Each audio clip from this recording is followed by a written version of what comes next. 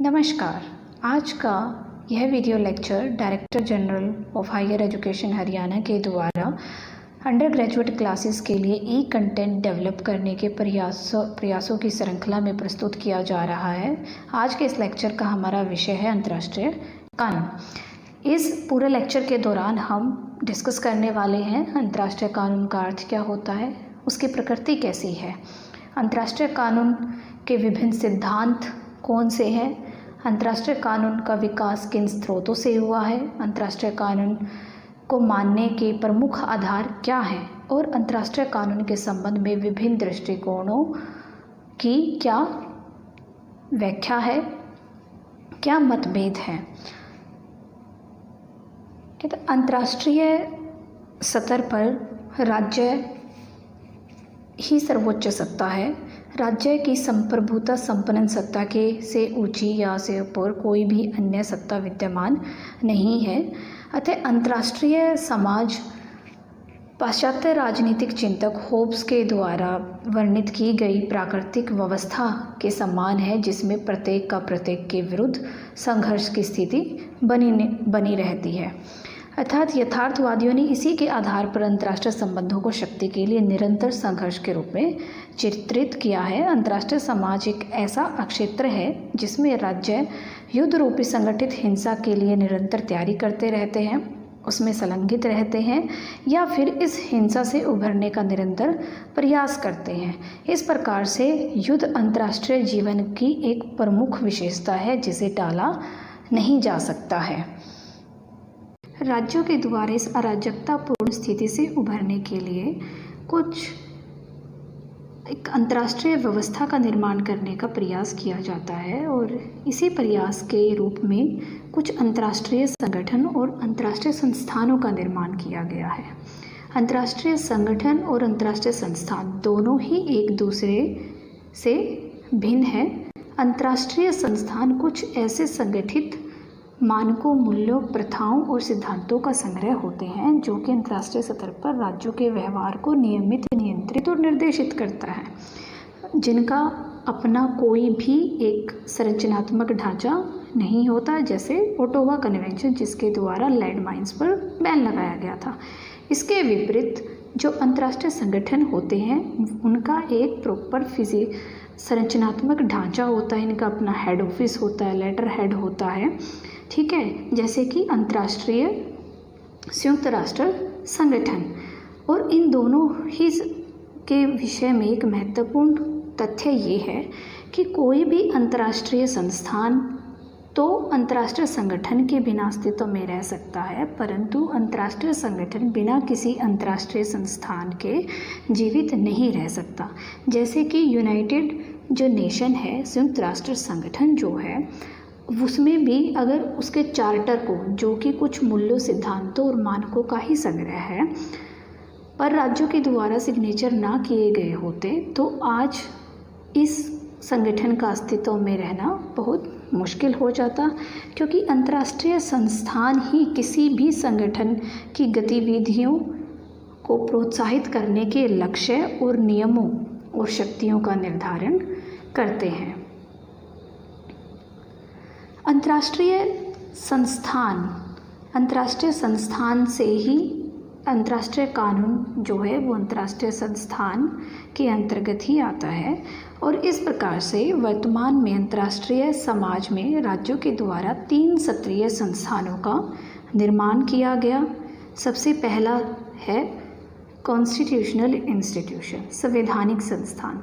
संवैधानिक संस्थान वो संस्थान है जिनके बिना अंतर्राष्ट्रीय समाज में राज्यों का अस्तित्व असंभव है, जैसे कि संप्रभुता ही विभिन्न राज्य के आपसी संबंधों को आधार प्रदान करती है। मुख्यतः 1648 में वेस्टफेलिया कन्वेंशन के बाद इस सिद्धांत का विकास हुआ और उसके बाद एक दूसरे की जो सीमा रेखा में है हस्तक्षेप न करना इत्यादि सिद्धांतों ने इसे सपोर्ट प्रदान की। दूसरा स्तर है फंडामेंटल इंस्टीट्यूशंस।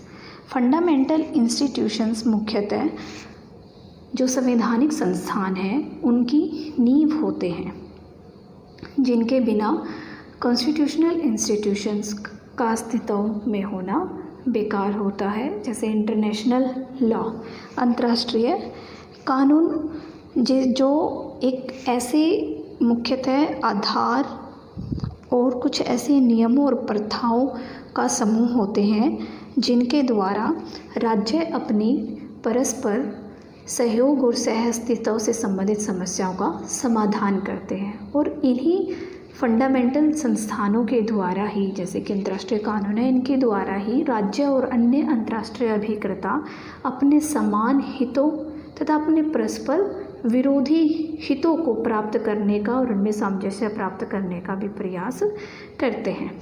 अंतिम है इशू स्पेसिफिक इंस्टीट्यूशंस, यानी किसी भी विशेष विषय से संबंधित संस्थानों का निर्माण राज्यों के द्वारा समय समय पर किया जाता रहा है। जैसे कि निशस्त्रीकरण के लिए NPT संधि की गई, परमाणु या प्रसार संधि की गई।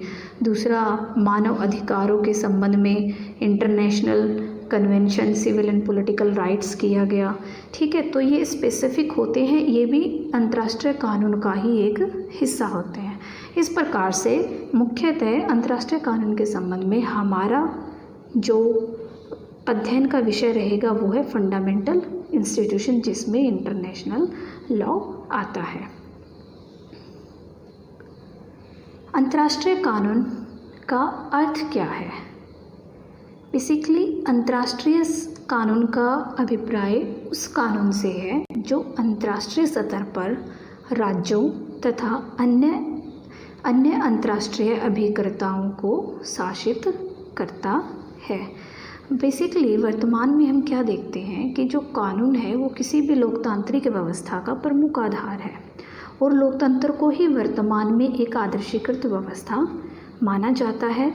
और चूंकि प्रत्येक राज्य की व्यवस्था के अंतर्गत लोकतंत्र का आदर्शित रूप माना जाता है, तो उसी प्रकार से अंतर्राष्ट्रीय व्यवस्था को भी काव्य लोकतांत्रिकरण का प्रयास किया जाता है और यह प्रयास अंतर्राष्ट्रीय कानून के माध्यम से ही किया जाता है।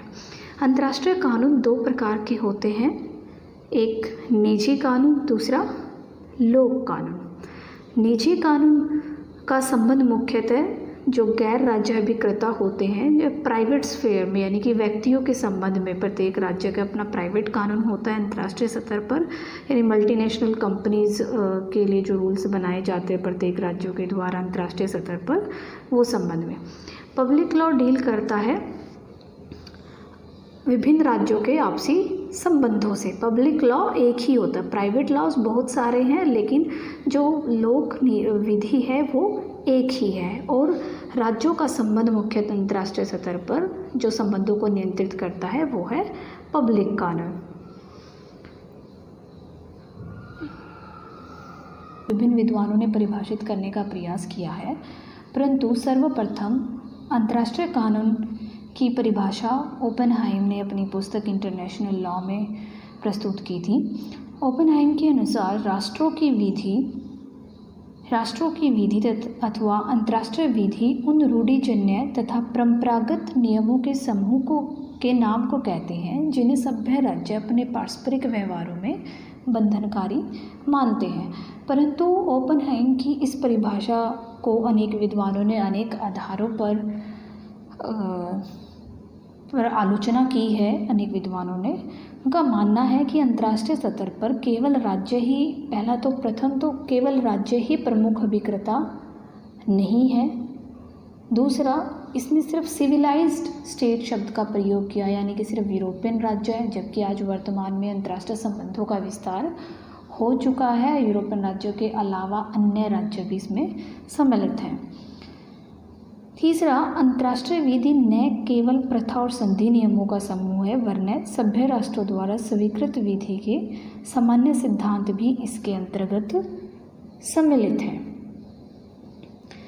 इस प्रकार से यह विधि जो परिभाषा है वह अंतर्राष्ट्रीय विधि की गतिशीलता को प्रकट नहीं करती, इसलिए इसे अमान्य कर दिया जाता है।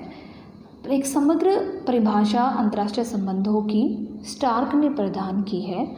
स्टार्क के अनुसार जो अंतर्राष्ट्रीय विधि है वो ऐसे नियमों का समूह है जिसमें अधिकांशतः राज्यों के आचरण संबंधी वह सिद्धांत तथा नियम हैं जिन्हें कि वह अपने ऊपर बंधनकारी महसूस करते हैं, सामान्यतः उन्हें अपने पारस्परिक संबंधों में मानते हैं और जिनके अंतर्गत कुछ नियम सम्मिलित हैं। पहला है अंतर्राष्ट्रीय संस्थाओं के कार्यों संबंधी उनके पारस्परिक संबंधों तथा उनके राज्यों तथा व्यक्तियों के संबंधों से संबंधित विधि के नियम सम्मिलित हैं। दूसरा, व्यक्तियों तथा गैर राज्य इकाइयों से संबंधित वे नियम जिनका संबंध अंतर्राष्ट्रीय समुदाय से है। इस प्रकार से जो यह परिभाषा है वह अन्य परिभाषाओं से भिन्न है, क्योंकि अन्य परिभाषाएं केवल प्रभुत्व संपन्न राज्य को ही अंतर्राष्ट्रीय विधि का विषय मानती हैं, जबकि यह भाषा विभिन्न अंतर्राष्ट्रीय अभिकर्ताओं को सम्मिलित करती है। इस प्रकार से समय के अनेक संस्थानों की भांति अंतर्राष्ट्रीय कानून व्यवस्था भी सामाजिक चिंतन में क्रांति का परिणाम है, जिसने 18वीं शताब्दी के पश्चात की यूरोपियन और लगभग संपूर्ण विश्व की राजनीतिक संरचना को परिवर्तित कर दिया था। महान विचारक ह्यूगो ग्रोसियस तथा एमरिक दी वातेल को अंतर्राष्ट्रीय कानून का पिता माना जाता है। इसके पश्चात 1555 की ऑक्सबर्ग ट्रीटी, वेस्टफेलिया संधि तथा यूट्रेट संधि ने अंतर्राष्ट्रीय कानून के विकास में मील के पत्थर का काम किया था। फिर भी आधुनिक अंतर्राष्ट्रीय कानून का विकास जो है मुख्यतः 18वीं शताब्दी के अंत और 19वीं सदी के प्रारंभ तक ही हो पाया था। अंतर्राष्ट्रीय कानून का विकास को हम उसके अंतर्राष्ट्रीय कानून से संबंधित दो सिद्धांतों के आधार पर देख सकते हैं। पहला सिद्धांत है प्राकृतिक विधि का सिद्धांत, दूसरा अस्तित्ववादी मत। इन दोनों मतों के विकास के साथ साथ अंतर्राष्ट्रीय कानून का विकास क्रम भी देखा जा सकता है। जो वर्तमान प्राकृतिक विधि के जो विद्वान हैं उनका मत है कि जो अंतर्राष्ट्रीय कानून की जड़ें प्राचीन यूरोपीय व्यवस्था में रही हैं तथा 19वीं सदी से पूर्व जो अधिकतर यूरोपियन राज्य थे वो राजतंत्र का ही शासन रहा है। उनमें तो राजा और रानियों के द्वारा अपने राजनीतिक सत्ता का आधार मुख्यतः डिवाइन जो डॉक्ट्राइन ऑफ डिवाइन राइट है, यानी कि राजा के दैवीय अधिकारों का सिद्धांत को माना जाता था। यानी कि राजा पृथ्वी पर भगवान का प्रतिनिधि है और उसके ही आदेशों का वो यहाँ पे फॉलो करता है। राजा का आदेश राज्य की जो टेरिटरी थी उसके अंदर सार्वभौमिक यानी कि सर्वोच्च होता था, जबकि राज्य के बाहर विभिन्न राज्यों का जो व्यवहार था वो प्राकृतिक विधि से संचालित होता था। प्राकृतिक विधि को मुख्यतः तर्कशील मानव का यानी कि मानव का तर्क का आधार माना जाता था। इसका अभिप्राय ये है कि जो सिविलाइज्ड स्टेट है, जो तार्किक जिसके अंदर रीज़न की पावर है, वो अंतर्राष्ट्रीय कानून का पालन करते हैं। धर्म के इस प्रकार से यूरोपियन राज्य जो है वो अंतर्राष्ट्रीय कानून का पालन किसी अन्य आधार पर न करके सिर्फ और सिर्फ धर्म के भय से ही करते थे। परंतु जो है बाद में 18वीं शताब्दी के अंत तक जो है अस्तित्ववादियों ने प्रकृतिवादियों के मत को एकदम ठुकरा दिया। उन्होंने इसके विपरीत मत प्रस्तुत किए। उनका मानना था कि अंतर्राष्ट्रीय विधि का प्रमुख स्रोत विभिन्न राज्यों के द्वारा स्वयं अपनी मर्जी से की जाने वाली विभिन्न संधियां व प्रथाएं हैं। वस्तुतः 18वीं सदी और 19वीं शताब्दी में अंतर्राष्ट्रीय सतह पर राज्यों की व्यवस्थाओं के अंतर्गत अनेक परिवर्तन हुए थे, जिन्होंने संविधानवाद और लोकप्रिय संप्रभुता के सिद्धांत को प्रोत्साहन दिया था। यानी कि राज्यों के मध्य अब राजा का ये आदेश कानून नहीं था, संविधान के अनुसार राज्यों का शासन संचालित किया गया। लोकप्रिय संप्रभुता का अर्थ है कि संसद में जो कानून राज्यों की जो संप्रभुता है वो लोगों की स्वीकृति से निर्धारित की गई है। यानी कि कोई तानाशाही राजतंत्र नहीं है, लोगों के द्वारा अपने प्रतिनिधियों को चुना जाता है। इस प्रकार से संसदीय प्रणाली को मजबूती प्राप्त हुई, मतदान अधिकारों का विकास हुआ और इन सब का प्रभाव फिर अंतर्राष्ट्रीय कानून पर भी पड़ा। इससे एक वैदिक अस्तित्ववादी मत का विकास हुआ, ठीक है। और इसके साथ ही पॉजिटिव लॉ जिसे कहते हैं उसका उद्भव भी अंतर्राष्ट्रीय सतह पर हुआ।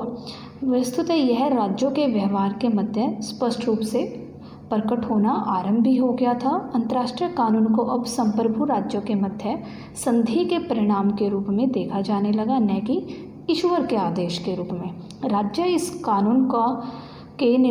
द्वारा इस कानून के निर्माण में विभिन्न संधियों में सम्मिलित होने के कारण इसका पालन करने के लिए बाध्य हैं, न कि ईश्वर के भय से करते हैं। अंतर्राष्ट्रीय कानून सभी संबंधित राज्यों की इच्छा का प्रतिनिधित्व करने वाला कानून है, ना कि सिर्फ और सिर्फ यूरोपियन राज्यों के द्वारा स्थापित किया गया कोई संस्थान है। इसके अलावा जब यह अस्तित्ववादी मत प्रचलित हुआ तो उसके पश्चात अंतर्राष्ट्रीय कानून के संहिताकरण के प्रयास भी अंतर्राष्ट्रीय स्तर पर किए गए और अंतर्राष्ट्रीय संगठनों के अस्तित्व में आने के बाद यह प्रक्रिया और ज़्यादा सुसंगठित रूप से चलाई गई। लीग ऑफ नेशंस, जिसकी स्थापना 1919 में हुई थी, तथा यूनाइटेड नेशंस के अंतर्गत अंतर्राष्ट्रीय कानून के संहिताकरण के विभिन्न प्रयास किए गए, इनके चार्टर में किया गया। इसके अलावा एक अलग से अंतर्राष्ट्रीय कानून परिषद की स्थापना भी की गई, जिसको प्रमुख कार्य मात्र अंतर्राष्ट्रीय कानून का संहिताकरण करना था। मुख्यतः राष्ट्रीय कानून की प्रकृति के अध्ययन के आधार पर ही निर्धारित किया जा सकता है। कानून मुख्यतः वर्तमान में प्रत्येक सभ्य आधुनिक सामाजिक ढांचे का आधार माना जाता है, लेकिन प्रत्येक राष्ट्रीय कानून की अपनी कुछ भिन्न विशेषताएं हैं जो उसे अन्य सामान्य नियमों से अलग करती हैं। जैसे कि जो कानून होता है वो किसी भी एक सरकार के द्वारा, सरकारी सत्ता के द्वारा उसका निर्माण किया जाता है और इसका अर्थ है कि वह राज्य की इच्छा को प्रदर्शित कर रहा है तथा अन्य सभी जो नियम प्रचलित है उनसे सर्वोच्च उसकी स्थिति होती है। दूसरा, इसमें एक बाध्यकारिता होती है। अब यह कोई भी व्यक्ति है चूज़ नहीं कर सकता कि उसे अंतर्राष्ट्रीय कानून का पालन करना है या नहीं करना है। ये सभी पर ही बाध्यकारी होता है, क्योंकि इसके पीछे बाध्यकारी शक्ति होती है। अगर कोई इसका पालन नहीं करता है तो उसे सज़ा दी जाती है। जैसे हम भारतीय राज्य के अंतर्गत भी ये सारी व्यवस्था देख सकते हैं। तीसरा, कानून के अंतर्गत एक पब्लिक क्वालिटी होती है, यानी कि प्रॉपर विधायी प्रक्रिया के द्वारा उस कानून का निर्माण किया जाता है, उसे लागू करवाया जाता है। ऐसा नहीं है कि वो तानाशाही रूप से उस पर समाज पर थोप दिया जाता है। ठीक है। चौथा है बाइंडिंग अपॉन द सब्जेक्ट्स, यानी कि यह एक सीमित जो कानून होता है, सीमित राजनीतिक जो टेरिटरी होती है, एक राजनीतिक जो समाज होता है उसके अंतर्गत ये सभी पर बाध्यकारी रूप से लागू होता है और पहले ही निर्धारित कर लिया जाता है कि अगर ये कानून भंग होता है तो इसके क्या परिणाम हो सकते हैं, इसके लिए क्या सज़ा दी जा सकती है। इस प्रकार से इन आधारों के आधार पर ही मुख्यतः अंतर्राष्ट्रीय कानून की प्रकृति को भी निर्धारित किया जाता है। लेकिन बहुत सारे विद्वान हैं जो राष्ट्रीय कानून के अध्ययन के आधार पर अंतर्राष्ट्रीय कानून की प्रकृति के बारे में अपने मत प्रस्तुत करते हैं। उनका मानना है कि अंतर्राष्ट्रीय कानून वास्तव में एक कानून नहीं है, यह सिर्फ कुछ नैतिक मूल्यों का ही समूह है, क्योंकि अंतर्राष्ट्रीय स्तर पर ना तो कोई भी एक जो वैश्विक लेजिस्लेटिव असेंबली है, विधान पालिका नहीं है, ना ही कोई कार्यपालिका है, ना ही कोई न्यायालय है जो कि इन कानूनों का निर्माण सार्वभौमिक रूप से कर सके। दूसरा, इन्हें लागू करवा सके। तीसरा, अगर इनका उल्लंघन होता है तो उस समय भी उनके पीछे बल प्रयोग की शक्ति हो। लेकिन हालांकि ये माना जाता है कुछ विद्वानों के द्वारा कि 1945 में यूएनओ की स्थापना के पश्चात जो महासभा है वो एक विश्व संसद के रूप में काम कर रही है, लेकिन ये भी सत्य नहीं है, क्योंकि इसमें सभी विश्व के सभी राज्यों के सदस्य सम्मिलित नहीं हैं। दूसरा, उस कानून को लागू करवाने के लिए इंटरनेशनल कोर्ट ऑफ जस्टिस है, परंतु इंटरनेशनल कोर्ट ऑफ जस्टिस के पास कोई भी बाध्यकारी शक्ति नहीं है, वो भी पूर्णतः राज्यों की इच्छा पर निर्भर करता है। इस प्रकार से यह माना जाता है कि जो अंतर्राष्ट्रीय कानून है वो एक मृदुल कानून है, वो एक कठोर कानून नहीं है। परंतु इसकी अंतर्राष्ट्रीय कानून की प्रकृति का निर्धारण करते हुए और राष्ट्र कानून के साथ तुलना करते हुए यह तथ्य हमें ध्यान में रखना अनिवार्य है कि जो राज्य विधि है वो एक केंद्रीय प्रणाली में काम करती है, जबकि अंतर्राष्ट्रीय विधि एक विकेंद्रीय प्रणाली के अंतर्गत कार्यरत होती है। इस प्रकार से इन दोनों की तुलना समान आधार पर करना उचित नहीं है।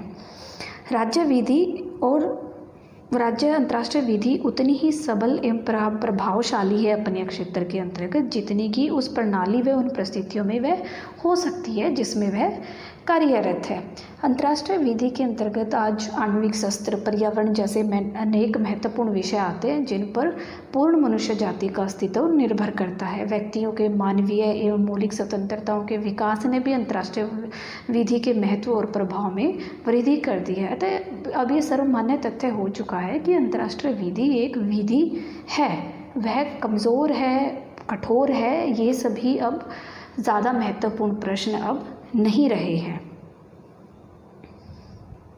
अंतर्राष्ट्रीय सतह पे संप्रभुता संपन्न होने के पश्चात भी राज्य अंतर्राष्ट्रीय कानूनों का पालन क्यों करें? ऐसे कौन से आधार हैं जिनके आधार पर एक संप्रभु राज्य को कंपेल किया जा सकता है उन अंतर्राष्ट्रीय कानूनों का पालन करने के लिए? इसके लिए भी अनेक सिद्धांत अंतर्राष्ट्रीय विधि के अंतर्गत प्रचलित हैं, जिनमें सबसे पहला है कंसेंट थियरी, यानी कि सहमति का सिद्धांत। इस सिद्धांत को मानने वालों में एंजेलोटी और ट्रिपल, ओपेनहाइम इत्यादि हैं।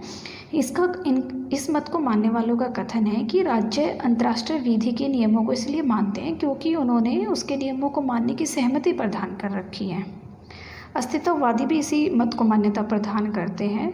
ओपेनहाइम का भी मत यही है कि उनके अनुसार राज्यों की सामान्य सहमति द्वारा ही अंतर्राष्ट्रीय विधि का विकास हुआ है, परंतु यह मत उचित प्रतीत नहीं होता, क्योंकि जब कोई एक नया राज्य अस्तित्व में आता है तो उस राज्य के अस्तित्व में आते ही, हालांकि उसने किसी भी अंतर्राष्ट्रीय विधि के प्रति उसके अस्तित्व में आने के बाद से कोई सहमति प्रदान नहीं की है, परंतु फिर भी अंतर्राष्ट्रीय कानून उस पर लागू हो जाते हैं। इसलिए इस सिद्धांत को अधूरा माना जाता है। दूसरा जो सिद्धांत है वो है ऑटो लिमिटेशन थियरी, आत्म नियमन का सिद्धांत। इस सिद्धांत के अनुसार इच्छा होती है जिस पर राज्य अपनी इच्छा से प्रतिबंध लगा के अंतर्राष्ट्रीय कानून का पालन करते हैं, परंतु यह सिद्धांत भी समय में एक परिकल्पना पर आधारित है। अगर राज्य स्वेच्छा से अपनी शक्तियों पर नियंत्रण कर सकते हैं तो राज्य अपनी इच्छा से वह नियंत्रण समाप्त भी कर सकते हैं, यानी कि पूर्ण रूप से राज्य की इच्छा पर आधारित अंतर्राष्ट्रीय विधि का अस्तित्व निर्भर करता है, तो यह मत उचित नहीं है। तीसरा महत्वपूर्ण सिद्धांत है पैक्टा एंड सर्वेंटा। इस सिद्धांत का प्रतिपादन करने का श्रेय इटली के विधि शास्त्री एंजेलोटी को है। अंतर्राष्ट्रीय विधि की बंधनकारी शक्ति एक उच्च मौलिक सिद्धांत व नियम पर आधारित है और यह उच्च सिद्धांत पैक्टा एंड सर्वेंटा है। इसका अर्थ है कि राज्य जो संधियां करते हैं उनका आदर करेंगे, उन्हें सद्भाव से पूरा करेंगे। एंजेलोटी के मत में यह सिद्धांत अंतर्राष्ट्रीय विधि की नींव है। पैक्टा एंड सर्वेंटा का सिद्धांत भी अस्तित्ववादी मत के सिद्धांत पर ही आधारित है। यह राज्य द्वारा की गई संधियों पर जोर देता है और इस सिद्धांत का प्रश्न है, जहाँ तक इस सिद्धांत का प्रश्न है, इसमें कोई संदेह नहीं है कि यह अंतर्राष्ट्रीय विधि का एक महत्वपूर्ण सिद्धांत है, परंतु यह सिद्धांत भी स्वयं में पूर्ण नहीं है, क्योंकि अनेक प्रकृतिवादी इसकी आलोचना करते हैं। उनका मानना है कि इस राज्य स्वयं किसी संधि में सम्मिलित होना ही अंतर्राष्ट्रीय विधि के पालन करने की कोई गारंटी नहीं है। राज्य समय पर किसी भी समय उस संधि से बाहर आ सकता है और वह अंतर्राष्ट्रीय विधि को मानने से इनकार कर सकता है। चौथा आधार है मौलिक अधिकारों का सिद्धांत। यह वास्तव में प्रकृतिवादी विचारधारा पर आधारित है। इस विचारधारा के अनुसार राज्यों के अस्तित्व के पहले मनुष्य अपनी प्राकृतिक दशा में रहता था और उस दशा में भी उसको कुछ मौलिक अधिकार प्राप्त थे, जैसे स्वतंत्रता, समानता, आत्मरक्षा का अधिकार इत्यादि। जिस प्रकार मनुष्य को ये अधिकार प्राप्त है, उसी प्रकार राज्यों को भी ये अधिकार प्राप्त हैं, क्योंकि विश्व में अब तक ऐसा कोई नियंत्रण करने वाली शक्ति नहीं है जो सब राज्यों के ऊपर नियंत्रण कर सके और उनको एक सूत्र में बांध सके। अतः हर राज्य के कुछ मौलिक अधिकार होते हैं, जिसे विधि शास्त्रियों ने इसकी भी कड़ी आलोचना की है। उनके अनुसार यह मत इसलिए उचित नहीं है क्योंकि यह राज्यों को अधिक स्वतंत्रता देने के पक्ष में है। उनके बीच सामाजिक संबंध जो बंधन होते हैं और सहयोग पर बहुत कम जोर दिया गया है। दूसरा दोष यह है कि कुछ मौलिक अधिकार जैसे स्वतंत्रता, समानता आदि इत्यादि नैसर्गिक अधिकार है, परंतु सत्य यह है कि इस प्रकार के मौलिक अधिकार ऐतिहासिक विकास के परिणाम स्वरूप ही है। जो पांचवा आधार है वो है सामाजिक आधार। विधि शास्त्री विधि के सामाजिक आधार को अंतर्राष्ट्रीय विधि का आधार मानते हैं। उनका कहना है कि अन्य विधियों की तरह अंतर्राष्ट्रीय विधि की बंधनकारी शक्ति का आधार भी सामाजिक आधार ही होना चाहिए। इन विधि शास्त्रियों का कथन है कि उनका मत वास्तविकता पर आधारित है, इसके प्रवर्तक ड्यूगिट रहे हैं। कर मनुष्य के अस्तित्व के लिए परस्पर अधीनता एक सामान्य विधि है और मनुष्य के मध्य परस्पर अधीनता सार्वभौमिक है, अतः अंतर्राष्ट्रीय क्षेत्र में भी इसका विद्यमान होना आवश्यक हो जाता है। उनका पालन करने के संदर्भ में अनेक सारे मत प्रचलित हैं अंतर्राष्ट्रीय सतह पर, और एक सबसे महत्वपूर्ण जो सिद्धांत है वर्तमान में वो है विश्व जनमत। विश्व जनमत के दबाव में भी आज वर्तमान में अंतर्राष्ट्रीय सतह पर राज्यों के द्वारा विभिन्न अंतर्राष्ट्रीय कानूनों का पालन किया जा रहा है। अंतर्राष्ट्रीय विधि के स्रोत कौन से हैं जिनसे अंतर्राष्ट्रीय विधि का विकास हुआ है? मुख्यतः अंतर्राष्ट्रीय विधि के स्रोत में सर्वप्रथम स्थान अंतर्राष्ट्रीय अभिसम्मेलन यानी कि इंटरनेशनल कन्वेंशंस को प्राप्त है। जो अंतर्राष्ट्रीय कन्वेंशन है उनके संबंध में न्याय के अंतर्राष्ट्रीय न्यायालय की संविधि के अनुच्छेद 38 के अनुसार न्याय का अंतर्राष्ट्रीय न्यायालय, जो कि अंतर्राष्ट्रीय विधि के विवादों के बारे में निर्णय देता है, उससे संबंधित मामलों में अंतर्राष्ट्रीय विधि जानने के लिए सर्वप्रथम अंतर्राष्ट्रीय संधियों को देखेगा। इस प्रकार से अंतर्राष्ट्रीय संधियों का हवाले से अंतर्राष्ट्रीय जो कोर्ट ऑफ जस्टिस है, इंटरनेशनल कोर्ट ऑफ जस्टिस है, उसके द्वारा अनेक विवादों का समाधान किया जाता है। वियना अभिसम्मेलन के अनुसार इनको परिभाषित किया है कि अंतर्राष्ट्रीय संधियां वे करार हैं जिनके द्वारा दो या दो से अधिक राज्य अंतर्राष्ट्रीय विधि के अंतर्गत आपस में संबंध स्थापित करते हैं। अंतर्राष्ट्रीय विधियां या कन्वेंशंस जो है वो भी दो प्रकार की होती हैं। एक है विधि निर्माण करने वाली संधियां यानी कि लॉ मेकिंग ट्रीटीज, और दूसरी है संविधा संधियां, ट्रीटी कॉन्ट्रैक्ट्स। जो विधि निर्माण करने वाली संधियां उसका सबसे महत्वपूर्ण उदाहरण है संयुक्त राष्ट्र चार्टर।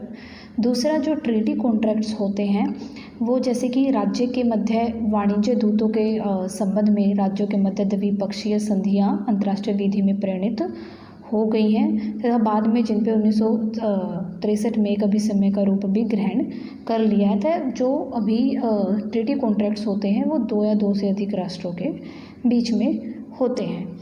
दूसरा है इंटरनेशनल कस्टम्स। अंतर्राष्ट्रीय प्रथाएं भी अंतर्राष्ट्रीय विधि का स्रोत मानी जाती रही है। अंतर्राष्ट्रीय विधि में प्रथा संबंधी नियम वे नियम हैं जिनका विकास सामान्यतः एक लंबी ऐतिहासिक प्रक्रिया के द्वारा हुआ है। प्रथा के जो नियम होते हैं, प्रथा इस मत के अनुसार जब राज्यों की किसी विशेष व्यवहार के मामले में राज्यों की सामान्य स्वीकृति हो जाती है तो यह धारणा बन जाती है कि इस प्रकार का आचरण राज्यों का अधिकार और उत्तरदायित्व बन गया है। तब वह प्रथा का रूप ग्रहण कर लेता है। वाइनर के अनुसार प्रथा एक ऐसी चलन है जिसको विधि शक्ति प्राप्त हो गई है। अतः इस प्रकार जब कोई राज्य किसी अधिकार को जताता है और अन्य राज्य इस संबंध में अपनी मौन सम्मति प्रदान करते हैं तो उक्त राज्य द्वारा जताए गए अधिकार को प्रथा संबंधी विधि की मान्यता प्राप्त हो जाती है। मुख्यतः प्रथा संबंधी अंतर्राष्ट्रीय विधि का विकास तीन प्रकार की विशेष परिस्थितियों में हुआ है। पहला, राज्यों के राजनयिक संबंध यानी कि डिप्लोमेटिक रिलेशंस।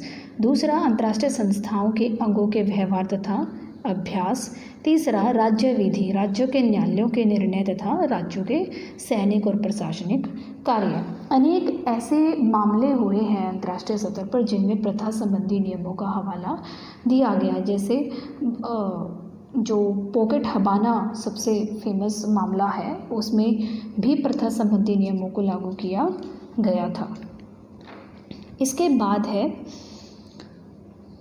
लेकिन प्रथा संबंधी नियमों के भी अन्य विधि के समान कुछ विशेषताएं होती हैं, जैसे कि प्रथा, कोई भी जो अंतर्राष्ट्रीय स्तर की प्रथा है वो काफ़ी लंबे समय से दीर्घकालीन से प्रचलित होनी चाहिए।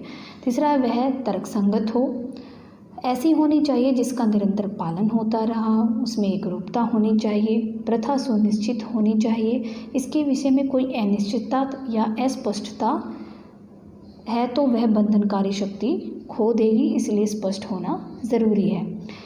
सबसे लास्ट है, राज्य इसके सामान्यतः अभ्यास में लाते हों। इस प्रकार से अंतर्राष्ट्रीय स्तर पर प्रथा अपनी कुछ विशेषताओं के साथ अंतर्राष्ट्रीय विधि का एक प्रमुख स्रोत के रूप में विद्यमान रही है। अंतर्राष्ट्रीय न्यायालयों की संविधि के अनुच्छेद 38 में सभ्य राष्ट्रों द्वारा स्वीकृत विधि के सामान्य सिद्धांत को तीसरे क्रम में रखा गया है। मुख्यतः ये नियम सभ्य राष्ट्रों द्वारा स्वीकृत सामान्य नियम से वे नियम होते हैं जिनको करीब करीब सभी राष्ट्रों ने स्वीकृत करके मान्यता प्रदान की है, जैसे एक दूसरे के आंतरिक मामलों में हस्तक्षेप न करना, पैक्टा एंड सर्वेंडा, त्रुटि से हुई क्षति का मुआवजा देने का सिद्धांत है। ठीक है, यह सिद्धांत कि कोई व्यक्ति अपने ही मामले में स्वयं न्यायाधीश नहीं हो सकता, निर्णय देने वाले व्यक्ति को दोनों ओर से पक्षकार को सुनना चाहिए, इत्यादि इसके उदाहरण हैं। चौथा है, विधि के प्रमुख स्रोत के रूप में अंतर्राष्ट्रीय न्यायालय के द्वारा दिए गए निर्णयों को भी स्वीकृत किया गया है। दूसरे शब्दों में, न्याय के अंतर्राष्ट्रीय न्यायालय के निर्णय इस बात को प्रकट करते हैं कि किसी विशेष मामले पर उचित अंतर्राष्ट्रीय विधि क्या होगी। अंतिम है, जो न्याय के मुख्य स्कॉलर्स हैं उनकी रचनाएं हैं, यानी कि न्याय विधि के जो वैज्ञानिक हैं उनकी रचनाओं को भी अंतर्राष्ट्रीय कानून के प्रमुख स्रोत के रूप में अपनाया जाता है, परंतु कभी कभी इनकी रचनाओं और जो बहुत सारे लोगों विद्वानों का मानना है कि इन्हें हम स्रोत के रूप में सम्मिलित नहीं कर सकते हैं, परंतु इनकी रचनाओं व मतों के आधार पर अंतर्राष्ट्रीय विधि का विकास होता है। विधि शास्त्रियों के मत स्वयं में कोई स्रोत नहीं होते, परंतु इनके आधार पर अनेक अंतर्राष्ट्रीय प्रथाओं का विकास हुआ है।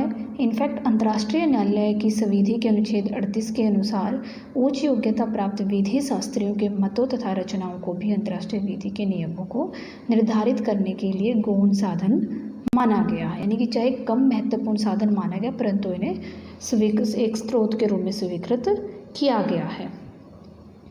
अब अंतर्राष्ट्रीय कानून, क्योंकि इस पूरे लेक्चर के दौरान हमने अंतर्राष्ट्रीय कानून का अध्ययन एक विधिगत दृष्टि से न करके एक अंतर्राष्ट्रीय राजनीति के परिप्रेक्ष्य में हमने अंतर्राष्ट्रीय कानून का अध्ययन किया है, और जब हम ऐसा कर रहे हैं तो विभिन्न जो दृष्टिकोण हैं अंतर्राष्ट्रीय राजनीति के संबंध में, यथार्थवादी, उदारवादी, विभिन्न क्रिटिकल व्यूज़ हैं, सोशल कंस्ट्रक्टिविज्म है, फेमिनिज्म है, पोस्ट कॉलोनियलिज्म है, इन सब की अवधारणा, विभिन्न जो अवधारणाएं हैं अंतर्राष्ट्रीय कानून के संबंध में, उनको जान लेना भी अत्यधिक आवश्यक है। दृष्टिकोण है, यथार्थवादी दृष्टिकोण अंतर्राष्ट्रीय कानून के संबंध में बहुत ही भ्रमित है। यथार्थवादियों के अनुसार अंतर्राष्ट्रीय कानून जो बड़ी शक्तियां हैं, महाशक्तियां, उनके राष्ट्रहितों को प्राप्त करने का एक साधन मात्र है। अंतर्राष्ट्रीय कानून, मोरगेंथो ने अंतर्राष्ट्रीय कानून को प्राचीन कालीन कानून माना है, जो मुख्यतः इवन जिसके पीछे ना तो कोई विधायी शक्ति है, ना ही कोई कार्यपालिका शक्ति है, और ना ही कोई न्यायिक शक्ति है, जिसके अभाव में अंतर्राष्ट्रीय कानून वास्तव में कानून ही नहीं है। हालांकि उन्होंने इसमें जो नियो रियलिस्ट हैं उन्होंने अपना विश्वास प्रकट किया है अंतर्राष्ट्रीय कानून में, लेकिन उन्होंने भी सिर्फ इसलिए अंतर्राष्ट्रीय कानून के अस्तित्व को स्वीकार किया है कि यह अंतर्राष्ट्रीय राष्ट्रों के द्वारा अपने राष्ट्रीय हितों को प्राप्त करने का एक साधन मात्र है। इसकी अपेक्षा उदारवादियों का दृष्टिकोण अंतर्राष्ट्रीय कानून के संबंध में काफ़ी स्पष्ट हैं। उनका मानना जो उदारवादियों का प्रमुख सिद्धांत है, कानून के माध्यम से शांति प्राप्त करना के आधार पर ही अंतर्राष्ट्रीय कानून को स्थापित करने के विभिन्न जो संस्थान हैं, जैसे संयुक्त राष्ट्र संघ की स्थापना की गई है, उनमें विश्वास प्रकट करते हैं। हालांकि आदर्शीकृत आइडिया रहा है ये। इसके अलावा क्योंकि इसका प्रमुख कारण है क्योंकि उदारवादी विचारधारा है, जो उसका प्रमुख केंद्र है वो ये है कि वो मानव की तर्क शक्ति में विश्वास रखते हैं और मानव के तर्क का ही परिणाम अंतर्राष्ट्रीय कानून को स्वीकार करते हैं। हालांकि नियो लिबरलिस्ट जो है वो अंतर्राष्ट्रीय कानून को शांति स्थापित करने में इतना महत्वपूर्ण संस्थान नहीं मानते हैं, परंतु फिर भी वे अंतर्राष्ट्रीय स्तर पर अंतर्राष्ट्रीय कानून का अस्तित्व इस आधार पर स्वीकृत करते हैं कि यह विभिन्न राष्ट्रों के द्वारा समान हितों को प्राप्त करने का एक प्रमुख साधन है और अपने विरोधी हितों में समन्वय स्थापित करने के लिए भी एक प्रमुख संस्थान के रूप में कार्य करता है। में 3 प्रमुख आलोचनात्मक दृष्टिकोण अंतर्राष्ट्रीय स्तर पर उभरे हैं। पहला है सामाजिक संरचनात्मक दृष्टिकोण। इस दृष्टिकोण के अनुसार जो आदर्शीकृत और मानकीय संरचनाएं हैं वो उतनी ही महत्वपूर्ण है जितनी कि पदार्थ के आधार पर बनाई हुई संरचनाएं हैं। अंतर्राष्ट्रीय स्तर पर अगर हमें यह समझना है कि अंतर्राष्ट्रीय स्तर पर अगर हमें किसी अभिक्रेता के व्यवहार को समझना है तो उससे पहले हमें उस अभिक्रेता की प्रकृति का निर्माण करने वाले उसके जो हित हैं और उसके जो स्ट्रेटजीज़ हैं उनको समझना अनिवार्य है। इस प्रकार से जो संरचनावादी है वो एकदम अंतर्राष्ट्रीय कानून विधि अंतर्राष्ट्रीय विधि के अध्ययन के दायरे का विस्तार करते हैं, जो कि रियलिस्ट और लिबरलिस्ट करने में विफल रहते हैं। दूसरा है फेमिनिज्म। अंतर्राष्ट्रीय कानून की आलोचना इस आधार पर करते हैं कि अंतर्राष्ट्रीय कानून की सारी जितने भी मानक हैं वो एक पैतृक संरचना के आधार पर इनका निर्माण किया गया है और इसके अंतर्गत जो महिला विमेन्स हैं उनको एक विक्टिम के रूप में प्रदर्शित किया गया है। उपनिवेशवादी विचारधारा के अनुसार अंतर्राष्ट्रीय कानून मुख्यतः पाश्चात्य विकसित देशों के हितों का ही प्रतिनिधित्व करता है। इसके द्वारा उन्होंने उपनिवेशीकरण एक नव उपनिवेशवाद को जीवित रखने का प्रयास किया है। सारे जितने भी नियम हैं वो यूरोपियन देशों की अपनी व्यवस्थाओं से ही उत्पन्न हुए हैं और इसके द्वारा ही वो अपनी उपनिवेशवाद को परिभाषित करते आए हैं और डिफेंड करते आए हैं। न्यू रेसिज्म है, स्लेवरी, दासत्व है, रंग भेद है इत्यादि सारी नीतियों का समर्थन वो अंतर्राष्ट्रीय कानून के माध्यम से करते आए हैं। इवन जो अंतर्राष्ट्रीय न्यायालय है, इंटरनेशनल कोर्ट ऑफ जस्टिस है, वो भी सिर्फ और सिर्फ औद्योगिकृत पाश्चात्य देशों के हितों का समर्थन करने वाले एक संस्थान के रूप में ही काम कर रहा है। तो इस प्रकार अंतर्राष्ट्रीय कानून एक संस्थान के रूप में अंतर्राष्ट्रीय स्तर पर राज्यों के जो कि पूर्ण संप्रभुता संपन्न इकाई है आपसी सहयोग और सह अस्तित्व की समस्याओं का समाधान करने के रूप में अस्तित्व में बना हुआ है। परंतु वर्तमान में जो अंतर्राष्ट्रीय कानून है उसकी सीमा रेखाओं का विस्तार हो रहा है। अनेक गैर राज्य कार्यकर्ताओं की भूमिका तीव्र गति से इसमें बढ़ती जा रही है। राज्य के कानूनों को इफ़ेक्ट कर रहा है अंतर्राष्ट्रीय कानून। जैसे मानवाधिकारों संबंधी जो अंतर्राष्ट्रीय कानून है उसके अनुसार अनेक राज्यों के द्वारा अपने आंतरिक कानूनों में भी परिवर्तन किया जा रहा है। इस प्रकार एक वर्ल्ड जो लॉ है या फिर सुपर इंटरनेशनल लॉ है उसके विकास की तरफ अब अंतर्राष्ट्रीय कानून बढ़ रहा है। अंत में स्वयं का मूल्यांकन के लिए कुछ प्रश्न हमने बनाए हैं जिनका अध्ययन सभी विद्यार्थी स्वयं करेंगे। What do you understand by international law? Describe the nature of international law. What are the sources of international law? तीसरा है critically analyze different approaches in the context of international law. Last है what are the basis for the compliance of international law. तो इन सब प्रश्नों का आप स्वयं मूल्यांकन करेंगे। धन्यवाद।